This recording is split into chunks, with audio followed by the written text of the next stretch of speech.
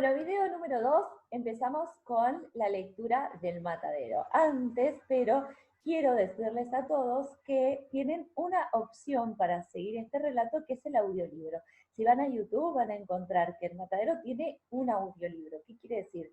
Me pongo los auriculares, abro YouTube y escucho a una voz que me lee el relato del matadero. También genial para quien quiera hacer algunas otras cosas mientras tanto escucha cómo alguien le lee el matadero, que es lo mismo que les voy a hacer yo, les voy a leer el matadero, yo con algunas explicaciones, y esa voz tiene explicación, pero es una excelente manera también de reforzar este cuento. Fíjense, vamos con en este video número 2, sobre clase 27 al 2 de mayo, Esteban Echeverría, siglo XIX, romanticismo social, el matadero. A pesar de que la mía es historia, y acabo la primera pausa, nos está diciendo a nosotros los lectores que esto es una historia, es ficción, es producto de la imaginación, lo que ya vimos sobre ficción, es historia ficcional para Esteban Echeverría, teniendo en cuenta que acá estamos hablando de la literatura al servicio de la sociedad, y la literatura se convierte en una herramienta política. Solo sirve publicar una obra si tiene alguna intencionalidad política o va a generar algún cambio en el contexto social y político que Argentina está viviendo en este momento. Echeverría escribe este cuento que para él es un cuento ficcional y por lo tanto no tiene utilidad política dentro, o utilidad, justamente, utilidad dentro del contexto. Decide no publicarlo, además decide no publicarlo también porque su cabeza volaría en el caso de haberlo publicado en el gobierno de Rosas. Lo guarda, lo publica Gutiérrez a partir de 1870. En 1871, si no me falla la memoria, estoy dando con el 79, su amigo Gutiérrez, también escritor, publica este cuento que le parece excepcional dentro de todos los escritos de Esteban Echeverría. Entonces, a pesar de que la mía es historia, no le empezaré por el arca de Noé, la genealogía de sus ascendientes, como acostumbran a hacerlo los antiguos historiadores españoles de América, que deben ser nuestros prototipos. Recuerden que nosotros vimos que una de las respuestas a nuestra tradición era que debíamos acogernos a la tradición española. Esteban Echeverría, fíjense cómo él dice, no lo voy a hacer como lo hacen los españoles que deberían ser nuestro prototipo. Relacionamos un texto con otro texto. Tengo muchas razones para no seguir ese ejemplo, el ejemplo de los historiadores y escritores españoles. Las que callo para no ser difuso, es decir, para no irme de tema. Diré solamente que los sucesos de mi narración, de mi historia ficcional, pasaban por los años de Cristo. Años de Cristo quiere decir después del nacimiento de Cristo, de 1800, lo vimos en el primer video, suponemos 38. Estábamos además en Cuaresma. Fíjense cómo nos ubica Esteban Echeverría en un momento del año. Justamente el momento del año de la Cuaresma, la preparación previa de antes de la Pascua, en la que justamente, a ver,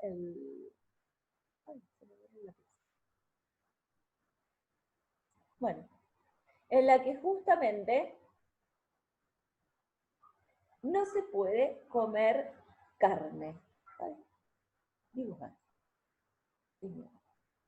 Perfecto.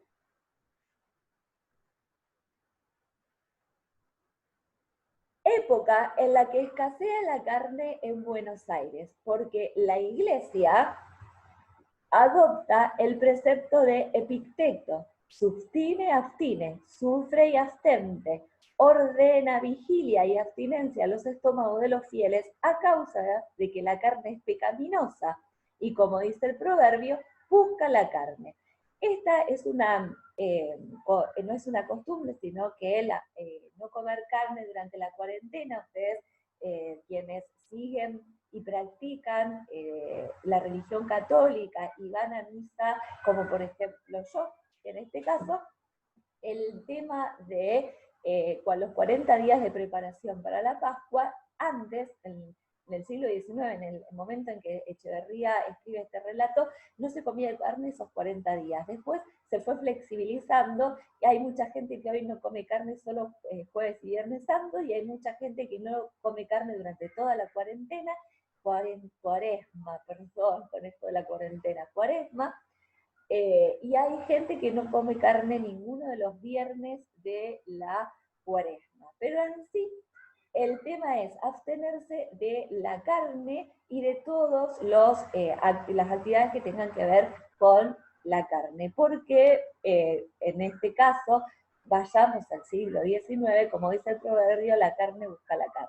Y como la Iglesia tiene ab initio y por delegación directa de Dios el imperio inmaterial sobre las conciencias y estómagos, que en manera alguna pertenecen al individuo, nada más justo y racional que ve de lo malo. Ya desde el primer párrafo de este relato encontramos, o podemos observar, la ironía con la que Esteban Echeverría va a llevar adelante toda su narración. El tono general de todo este cuento es la ironía.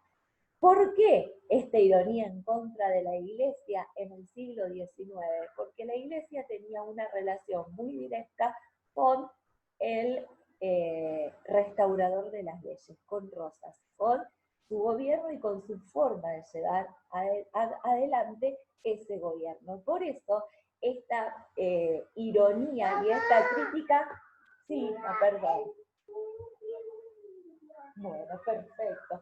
Esta ironía y esta crítica para con la Iglesia en el inicio de su relato. Entonces, época del año, Cuaresma, la preparación previa para la Pascua. Primera línea que Esteban Echeverría va a cuestionar de manera irónica es la línea de la Iglesia. ¿Cómo la Iglesia, unida al poder de Rosas como estaba en ese momento, podía hablar entonces de lo que un individuo debía o no debía hacer, o era correcto o no era correcto?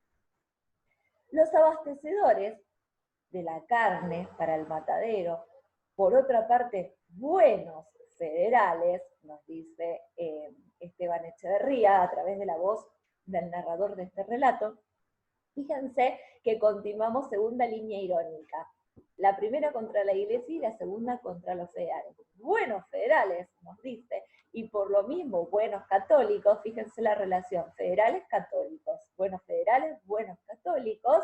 Ahí automáticamente nos une a los federales con la Iglesia, con la institución Iglesia de ese momento histórico determinado y con ese actuar determinado.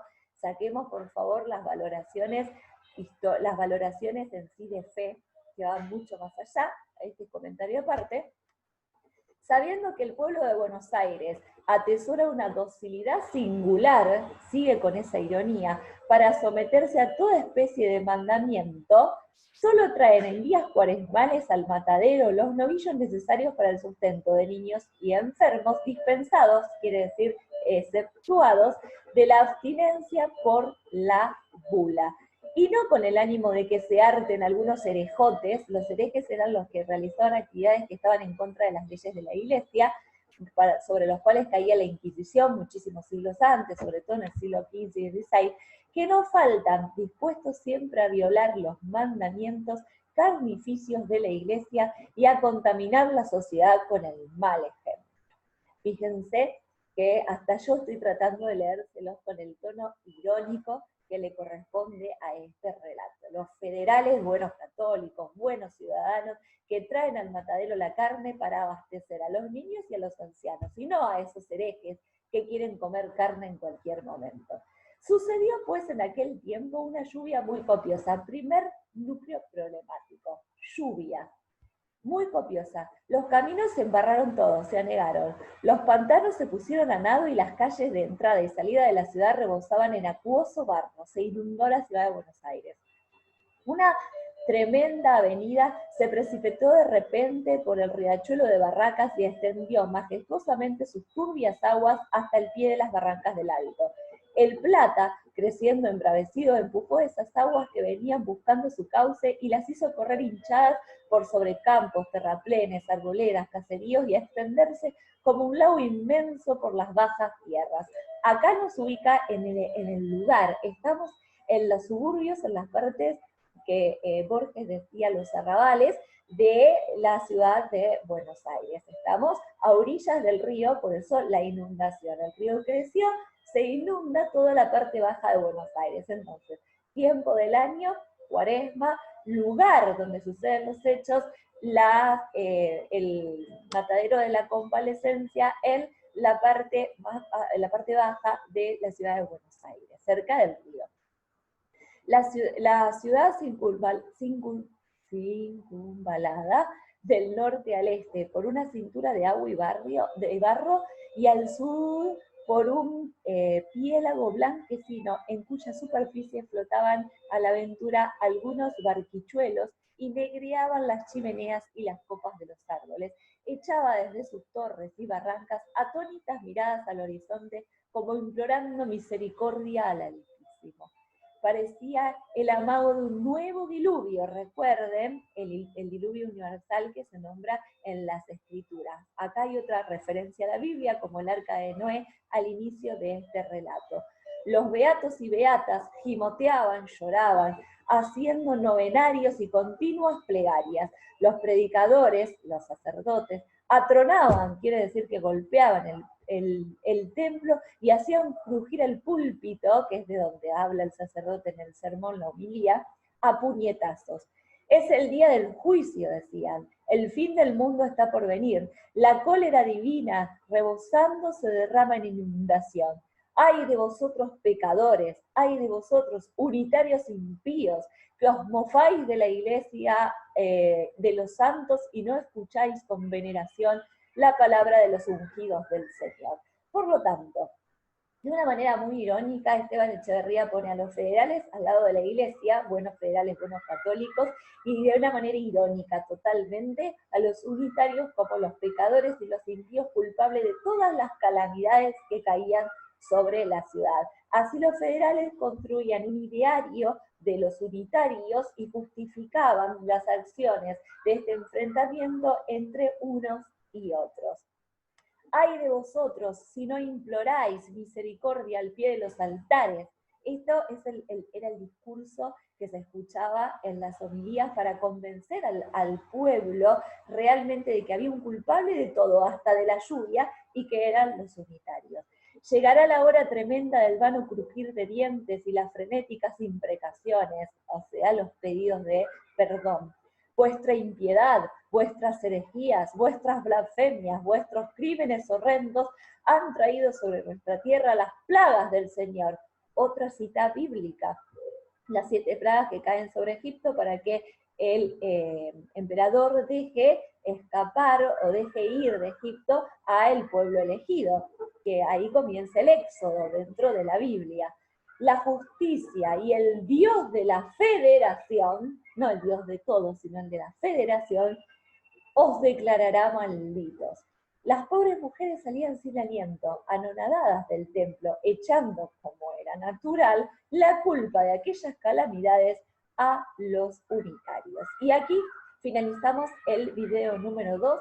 Tenemos entonces ya leída la introducción de este relato, tono irónico, enfrentamiento entre unitarios y federales, época Cuaresma, lugar, la zona más baja de la ciudad de Buenos Aires, primer núcleo problemático, una inundación que deja incomunicada toda la ciudad y bajo el agua. Como ustedes verán, el relato es apasionante. Continuamos en el video número